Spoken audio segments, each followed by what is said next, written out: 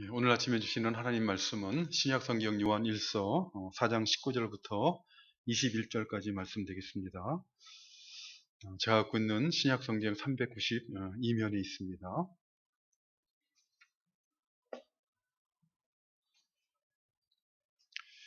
오늘 본문 말씀 찾으신 줄 알고 요한 1서 4장 19절 말씀부터 봉독해 드립니다. 우리가 사랑함은 그가 먼저 우리를 사랑하셨습니다. 누구든지 하나님을 사랑하노라 하고 그 형제를 미워하면 이는 거짓말하는 자니 보는 바 그 형제를 사랑하지 아니하는 자는 보지 못하는 바 하나님을 사랑할 수 없느니라. 우리가 이 계명을 주께 받았나니 하나님을 사랑하는 자는 또한 그 형제를 사랑할지니라. 아멘. 오늘 함께 읽으신 본문 말씀은 하나님 사랑과 또 형제 사랑의 관계가 무엇인가 하는 것을 교훈하고 있는 말씀입니다. 우리가 사람들에게 하나님을 사랑하는 것과 이웃 또는 형제를 사랑하는 것 중에 무엇이 더 중요한 것이냐라고 묻는다면 사람들은 아마 각자 나름대로 대답을 하겠지만 그 대답은 결국 둘 중에 하나일 것입니다. 하나님을 모르는 사람들, 하나님을 믿지 않는 사람들은 하나님이 어디 계시냐라고 반문하면서 하나님 사랑하는 것보다는 이웃을 사랑하는 것이, 사람을 사랑하는 것이 더 중요한 것이다 라고 대답할 것입니다. 반면에 하나님을 믿는 사람들, 우리처럼 하나님을 섬긴다라고 고백하는 사람들은 무엇이라고 대답하겠습니까?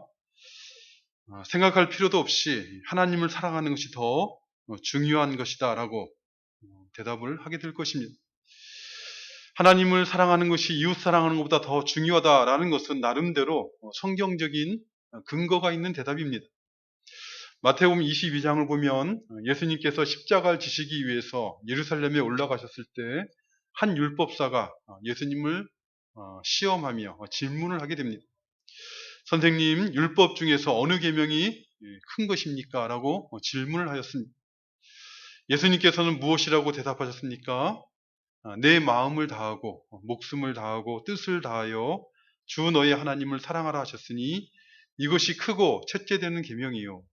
둘째도 그와 같으니 내 이웃을 내 자신같이 사랑하라 하셨으니 이 두 계명이 온 율법과 선지자의 강령이니라 라고 대답하셨습니다.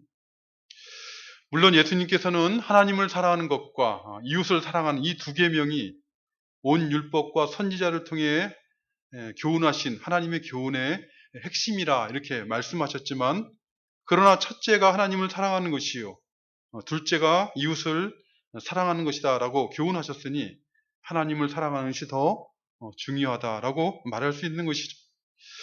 또한 누가복음 14장 26절을 보면 예수님께서는 제자들에게 이렇게 교훈하십니다. 물은 내게 오는 자가 자기 부모와 처자와 형제와 자매와 더욱 자기 목숨까지 미워하지 아니하면 능히 내 제자가 되지 못하리라 라고 교훈하셨습니다. 생각해 보십시오. 부모와 처자와 형제와 자매는 어떤 사람입니까? 사람이 인생을 살아가면서 가장 가까운 이웃, 가장 가까운 이웃이 부모와 처자와 형제와 자매 아닙니까? 그런데 예수님께서는 주님을 따르는 제자가 되려면 부모와 처자와 형제와 자매를 미워할 뿐만 아니라 심지어는 자기까지, 자기 목숨까지 미워해야 된다라고 교훈하셨습니다. 이러한 교훈이 부담이 되어서 신앙생활하는 사람 가운데 어떤 사람들은 자신은 예수님을 따르는 제자는 되지 않고 그저 예수님을 믿고 구원받은 신자로만 살아가려고 합니다라고 생각하는 사람들이 있습니다. 그러나 예수님께서 말씀하신 나를 따른다 할 때 이 예수님을 따르는 제자가 된다는 것은 그것은 예수님을 믿고 구원받은 사람들을 의미하는 말입니다. 그러니까 예수님을 믿고 구원받은 사람들은 모두가 다 예수님을 따르는 제자가 되는 것이지, 예수님을 믿고 구원받은 사람하고 예수님을 따르는 제자가 되는 사람이 서로 나누어지는 것이 아니라는 것입니다. 그런데 예수님께서는 물은 내게 오는 자가 자기 부모와 처자와 형제와 자매와 더욱이 자기 목숨까지 미워하지 아니하면 능히 내 제자가 되지 못하리라 라고 말씀하셨습니다. 이 예수님의 말씀에서 미워한다라는 이 말은 문자적인 의미에서 미워하라라는 의미가 아니라 상대적인 의미에서 미워한다라는 의미입니다. 비유하자면 이런 것입니다. A라는 사람이 B라는 사람에게 1억 원을 주었다라고 생각해 보십시오. 1억 원이면 얼마나 큰 돈입니까? 보통 사람들이 성실히 열심히 일을 해서 돈을 번다 할지라도 먹지 않고 쓰지 않아도 모으기가 쉽지 않은 돈이 1억 원이란 큰 돈일 것입니다. 근데 이 A라는 사람이 B에게는 1억 원을 주었는데 C라는 사람에게는 100조를 주었다라고 생각해 보십시오. 100조라는 것은 1억 원에 100만 배를 의미하는 것인데, 이렇게 되면 A라는 사람이 B에게 준 1억 원은 매우 큰 돈임이 분명하지만 그럼에도 불구하고 C에게 준 100조에 비하면 세 발의 피에 불과한 것이죠. B가 받은 1억 원은 큰 돈임에도 불구하고 100조에 비하면 마치 주지 않은 것처럼 여겨지는 아주 작은 것이 되고 마는 것입니다. 예수님께서 말씀하신 자기 부모와 처자와 형제와 자매를 미워해야 된다는 말도 마찬가지 이런 상대적인 의미입니다. 문자 그대로 자기 부모와 처자와 형제와 자매를 미워하라 라는 말씀이 아니라 나름대로 최선을 다해 사랑해야 하겠지만, 그러나 그러한 사랑에 비해서 하나님에 대한 사랑, 주님에 대한 사랑은 너무 크고 우선적이고 그 하나님에 대한 사랑이 절대적인 것이 되어야 되기 때문에 부모와 처자와 형제와 자매에 대한 사랑은 마치 없는 것처럼, 마치 미워하는 것처럼 느껴질 정도가 될 정도로 주님을 사랑해야 된다라는 것을 의미하는 말씀인 것이죠. 그러니 예수님을 믿고 구원받은 신자들에게 있어서는 하나님을 사랑하는 것이 이웃이나 형제를 사랑하는 것보다 더 중요하다는 대답이 맞는 것입니다. 성경적인 것이죠. 그런데 문제는 이 하나님을 사랑한다는 말의 의미가 무엇인지를, 또 하나님을 사랑하는 것이 구체적으로 어떻게 하는 것인지를 바르게 알고 실천해야 된다는 것입니다. 특별히 이방 종교, 다른 종교에서도 나름대로 자기들의 신을 사랑하며 섬기는 신앙의 행위를 한다는 것을 알고 있습니다. 이방 종교에서 그들의 신을 섬기며 이방 종교를 믿는 그들이 그들의 신을 사랑한다 하는 그런 신앙의 행위를 따라하면서 그것이 하나님을 섬기며 사랑하는 것이다 라고 오해하고 신앙생활에서는 안 된다는 것입니다.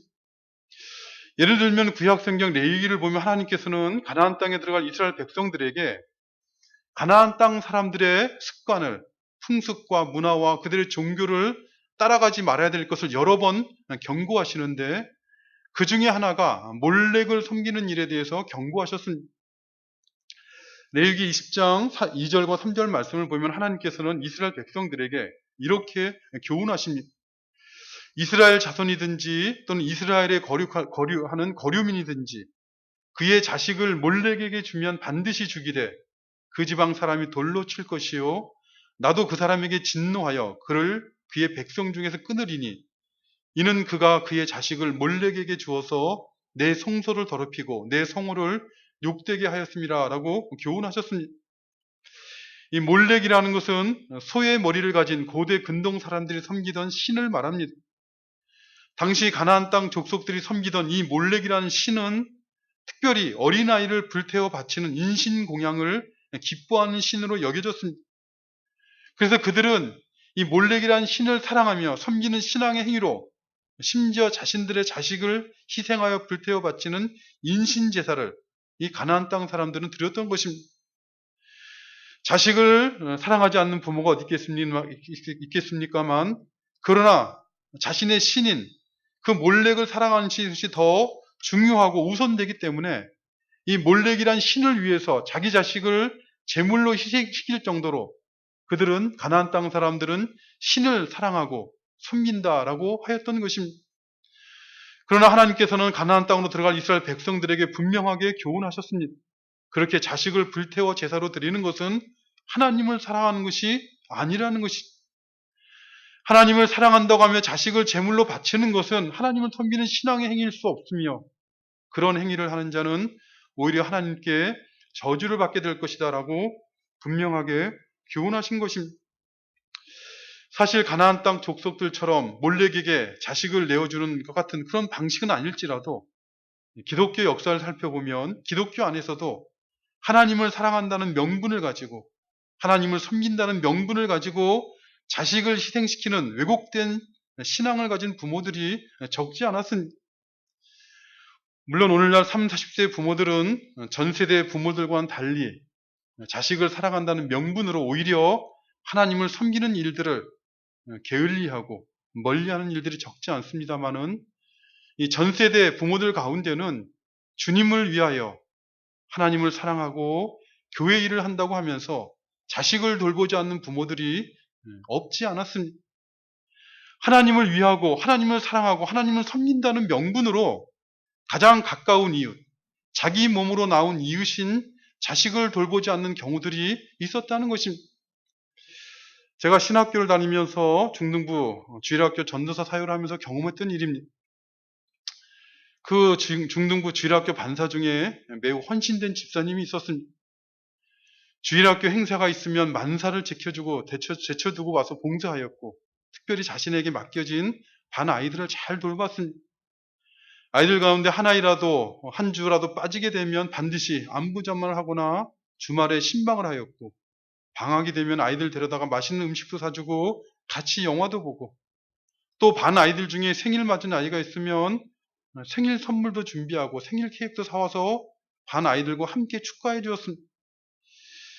그러니 교인들이 볼 때, 중등부 사역자인 제가 볼 때 정말로 주일학기를 위해 헌신하는 귀하고 귀한 선생님이었을 뿐만 아니라 다른 선생님들에게 다 모범이 되는, 다른 교인들로부터 다 칭찬을 받는 선생님이었습니다. 그런데 나중에 이 선생님을 알다 보니 이상한 것은 그 집사님에게는 아들 둘이 있었는데 교회를 나오지 않는 것입니다. 나중에 그 집을 신방하고 시간을 내어 그 아들과 상담을 하게 되었는데, 교회 나오라고 상담을 하게 되었는데, 평생 잊지 못할 충격적인 말을 들었습니다. 왜 주일학교 나오지 않느냐라고 물었더니 아이들 하는 말이 아버지 때문에 안 나간다는 것입니다. 아버지가 교회 일은 열심을 내어서 반 아이들과 놀아주기도 하고 반 아이들 생일도 챙겨주면서 자신들에게는 시간을 내어주지도 않고 때로는 자신들의 생일도 잊어버리고 지내버린다는 것입니다. 그래서 자신들은 교회 나가기 싫고 하나님 믿기가 싫다는 것입니다. 물론 극단적인 얘기긴 하지만 얼마나 아이러니하고 충격적인 일입니까? 그 집사님은 하나님을 사랑하는 마음으로 열심히 봉사하고 수고했는데 그의 자녀들은 아버지의 그러한 모습 때문에 교회 나가기가 싫고 하나님을 믿기도 싫다는 것입니다. 왜 이런 일이 일어났겠습니까? 그 집사님이 하나님을 사랑하지 않은 것이 아니라 하나님을 사랑한다는 것이 무엇인지 바르게 이해하지 못한 채 신앙생활을 하고 있었기 때문에 그렇습니다. 하나님을 섬긴다는 것이 무엇인지 모른 채 신앙적인, 성경적인 가르침이 무엇인지 모른 채 신앙적인 열심만 내었기 때문인 것입니다. 하나님을 사랑한다는 것은 어떤 종교적인 행위, 신앙적인 대의 명분이 있는 행위를 잘 감당하는 그런 것을 의미하지 않습니다.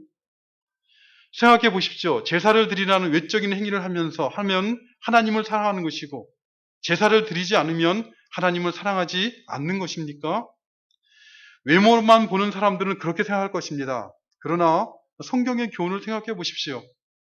성경에 기록된 첫 번째 제사는 창세기 4장에 기록된 가인과 아벨의 제사였습니다. 하나님께서 아벨과 그의 제사는 받으셨으나 가인과 그의 제사는 받지 않으셨습니다. 제사를 드리는 신앙의 행위를 하기만 하면 그것이 하나님이 받으시고 하나님이 기뻐하시고 그것이 하나님을 사랑하는 행위라고 생각하는 것은 오해예요. 신앙적인 착각입니다. 어떤 경우에는 오히려 제사를 드리는 것이 하나님을 모욕하는 행위가 될 수도 있습니다. 어떤 경우입니까? 제사를 드리는 자의 마음이 잘못된 경우입니다. 제사를 드리는 사람의 마음이 하나님의 마음과 하나님의 뜻이 담긴 하나님의 생각이 무엇인가를 교훈하고 있는 하나님의 말씀을 존중하지 않은 채 제사를 드리면 그렇게 오히려 하나님을 모욕하는 제사를 드릴 수 있다는 것이죠. 그의 마음이 먼저 하나님의 마음과 하나님의 뜻이 무엇인지 생각하지 않고 그저 자기 마음의 열심을 따라 자기 마음대로 제사를 드리게 되면 그것은 하나님을 사랑하는 것이 아니라 오히려 하나님께서 싫어하시고 미워하시는 행위가 되고 마는 것입니다. 하나님을 사랑한다는 것은 본질적으로 외적인 행위의 문제가 아니라 내적인 마음의 문제이고 그의 마음이 하나님의 마음과 뜻이 계시되어 있는 하나님의 말씀을 따라서 그 말씀에 창념하여 그 말씀에 순종하는 것이 하나님을 사랑하는 것입니다. 출애굽기 20장 6절 말씀을 보면 신명기를 주신 10계명을 주신 하나님께서는 우상을 만들지 말라는 두 번째 계명을 명령하시면서 이렇게 약속하십니다. 나를 사랑하고 내 계명을 지키는 자에게는 천대까지 은혜를 베푸느니라. 여기 나를 사랑하고 내 계명을 지키는 자에게는 천대까지 은혜를 베푼다라는 말씀에서 나를 사랑한다는 것과 내 계명을 지킨다는 것은 서로 다른 것을 말하는 것이 아니라 같은 내용을 다르게 표현하면서 강조하고 있는 것입니다. 나를 사랑한다는 것이 곧 내 계명을 지키는 것이요. 내 계명을 지키는 것이 곧 나를 사랑하는 것이다라고 말씀하고 있는 것입니다. 예수님께서도 요한복음 14장 15절에서 분명하게 말씀하시기를 너희가 나를 사랑하면 나의 계명을 지키리라 라고 말씀하셨습니다.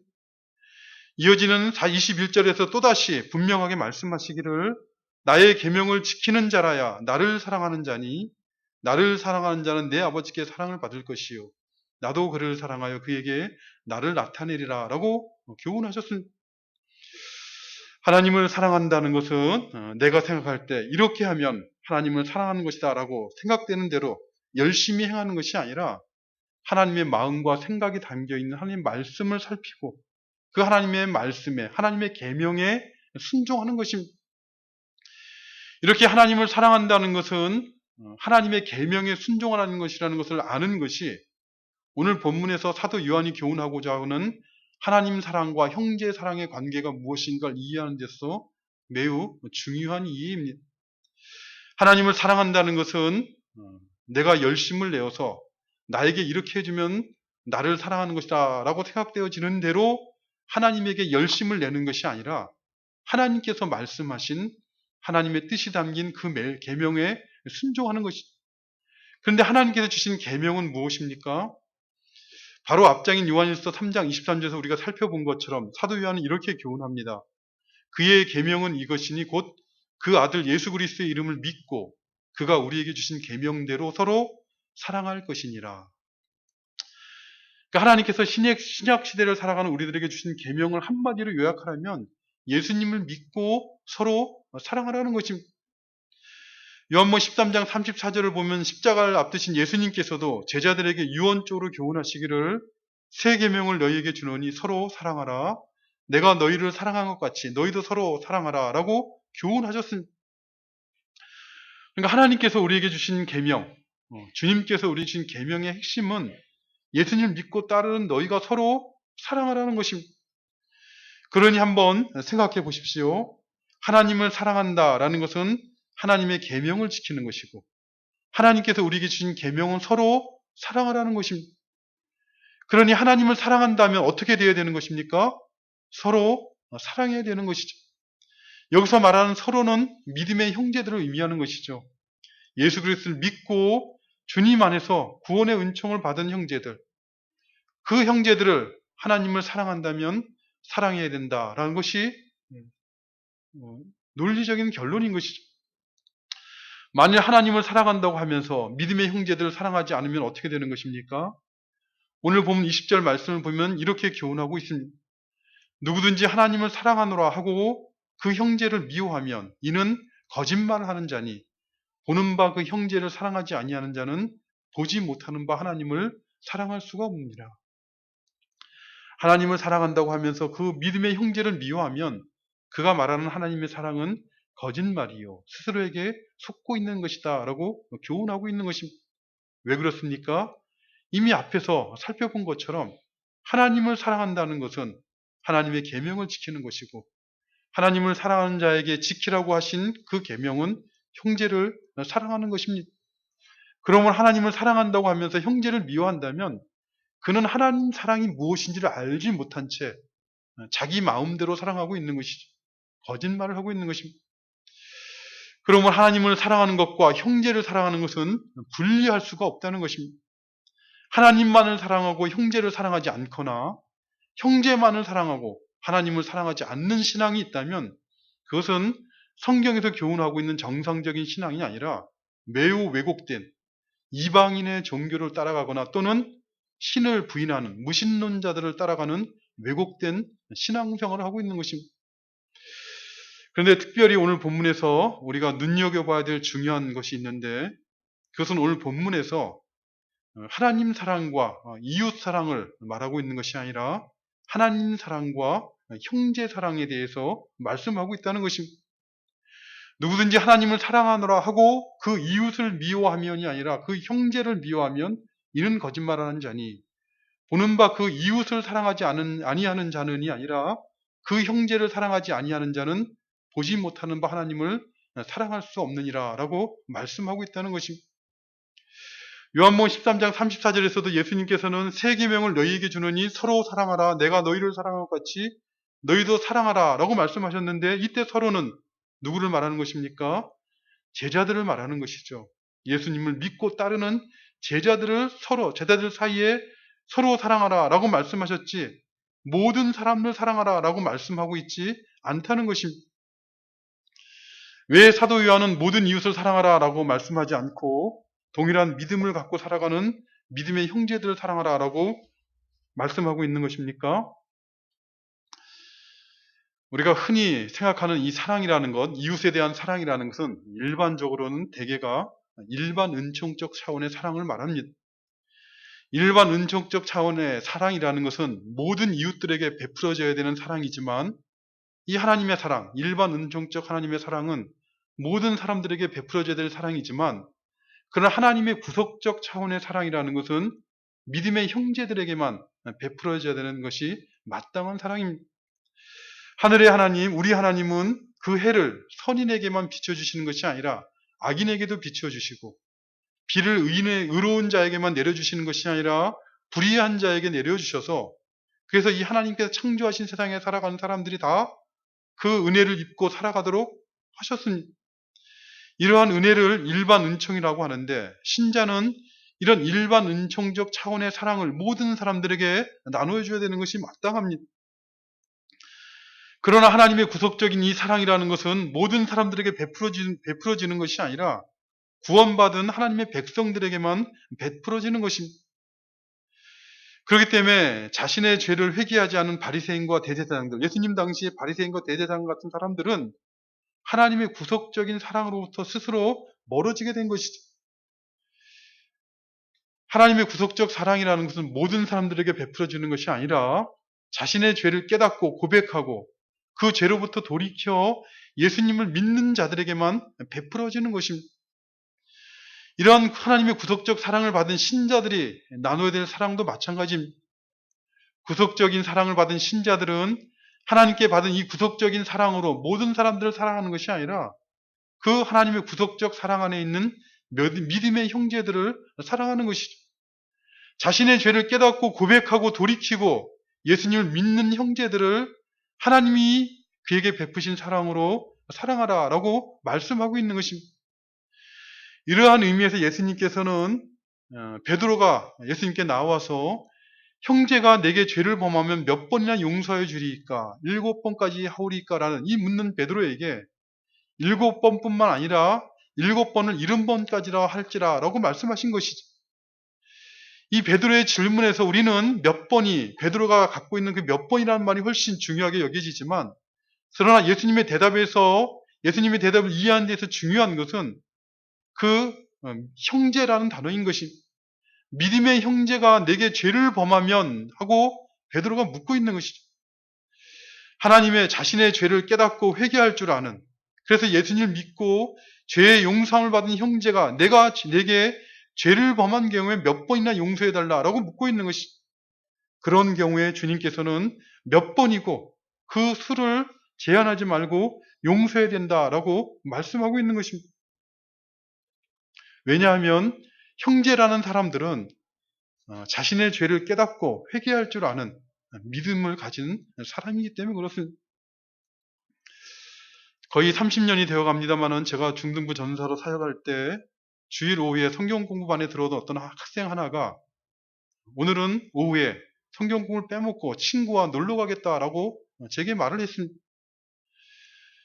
물론 그런 경우에 되게 안 된다라고 말을 해야 되겠지만, 제가 볼 때 그 아이는 하나님을 믿는 믿음이 있는 아이였기 때문에 제가 뭐라고 하냐면 미리 내게 와서 말해줘 고맙다 하고 허락해 줬습니다. 그 아이 부모님에게도 제게 그 아이가 부모님에게도 하지 말라라고 부탁을 하기에 그렇게 해주겠다고 약속했습니다. 그래서 이 아이가 한 주는 성경공부를 빠졌는데 그 다음 주에 교회에 와서 이 아이가 제게 와서 말을 하는 것입니다. 전도사님, 제가 지난주에 잘못했습니다.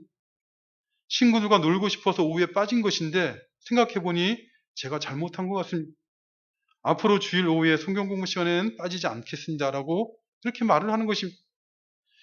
참으로 그렇습니다. 하나님을 믿는 참된 믿음이 있는 사람이랄지라도 때로는 잘못할 수가 있습니다.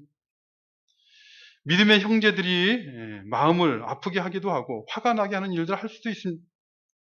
그러나 그가 믿음의 형제인 것이 분명하다면 우리는 확신을 해야 됩니다. 뭘 확신해야 되는 것입니까? 그의 양심이 하나님 앞에 살아있기 때문에 그가 잘못을 하게 되면 자기 잘못에 대해서는 하나님 앞에 깨닫고 회개할 줄 아는 사람이라는 것을, 그것을 우리가 우리 마음에 확신을 해야 됩니다. 그리고 그러한 믿음의 형제들에 대해서는 얼마든지 우리가 우리의 죄를 지었을 때 하나님 앞에 나아가 회개하고 죄의 용서를 받는 것처럼 얼마든지 그 형제를 사랑으로 대하는 것이 마땅한 것입니다. 그런 의미에서 예수님께서는 베드로에게 7번뿐만 아니라 7번씩 70번이라도 하라라고 교훈했던 것입니다. 오늘 보면 21절을 보면 사도 요한은 결론적으로 이렇게 교훈하고 있습니다.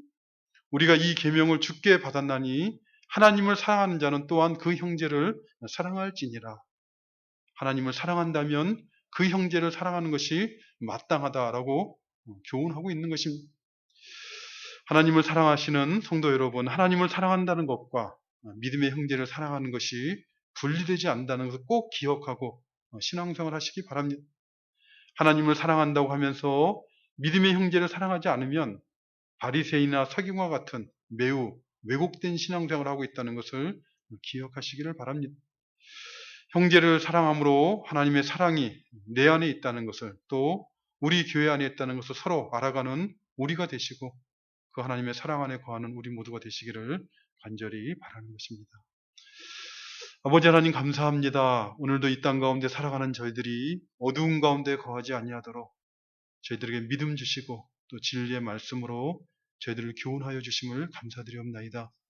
늘 부족하고 연약한 저희들이지만 믿음의 눈을 떠서 하나님을 바라보게 하시고 한 걸음 한 걸음 하나님을 향하여 하나님 말씀에 순종하는 길로, 생명의 길로 걸어가는 저들 되도록 도와주시고, 마치 어린아이들이 걸음을 띄어서 걷는 기쁨을 알아가는 것처럼 주님께 순종하고 또 주님 앞에 살아가는 기쁨과 즐거움이 무엇인지 알고 하나님 앞에 살아가는 믿음의 비밀을 가지고 인생의 날들을 살아가는 저들 되도록 도와주시옵소서.